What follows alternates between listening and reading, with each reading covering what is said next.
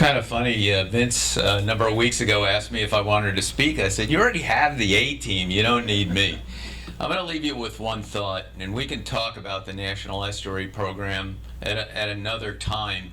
But there's no question the largest coalition, lagoon-wide, of scientists, citizens, industry leaders, community leaders is within our program.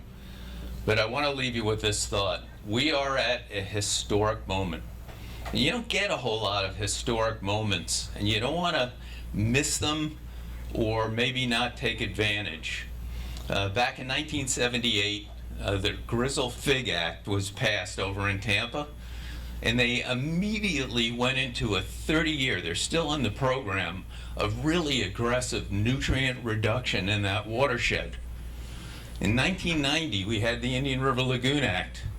Could have done the exact same thing, but we as a community and our leaders simply did not act. And so here we are, 2023, we've got a couple of historic moments. In 23, Governor DeSantis had an executive order, created the Indian River Lagoon Protection Program, $100 million first year appropriated, $100 million second year appropriated. He asked for $100 million last year. We got $25 million. Hopefully he asked for $100 million this next session. You all should be pushing our elected officials that you can't do these projects without the funding. And that money flows through all of us, water management district, local governments.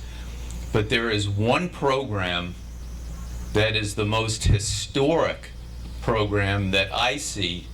And remember, I get to play with 27 other national estuary programs around the nation, and that's the Indian River Lagoon, Save Our Indian River Lagoon program. And the reason it's historic is, number one, it's your program. It was your leadership and your vote in 2016 that passed that discretionary half-cent sales tax, and we see these kind of improvements only because of these projects at the Water Management District, at my program. But Sorrel is driving the ship for Brevard County, and it's just the beginning. And so we have an opportunity to extend that program another 10 years. Hopefully we can get it on the ballot in 2026. And it's not just the money.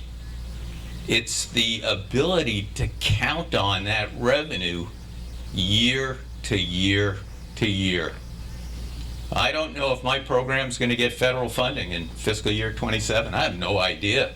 I'm happy we've been able to, bypass rescissions, and we're still fully functional. But that half-cent sales tax you can count on for 10 years because it's based on tourism and sales tax. And it may, fluctuate a little bit, but that revenue stream you can count on, so you can do a 3-year, 4-year project. And so you're going to get a chance to be taking that historic moment again. And it isn't us who work in government that make that happen. It's you as citizens basically saying we collectively support the lagoon. We know its economic value, but most importantly, it's a community of life value. And if you fish, boat, you are stakeholders with a voice that's powerful, and we need to have that unified voice when we come. It's only 13 months from now.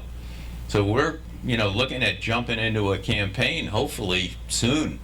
And so we're going to need your support to make that happen. If that doesn't pass, you will see this slowdown of progress and projects, because we are seeing contractions at the federal and state level for funding. So the heyday of infrastructure funding coming out of the federal government is over. And so it's all up to us as local citizens who vote to make sure we can get this back on the ballot and do the work. And thank you for coming out, and thanks for the coalition sponsoring.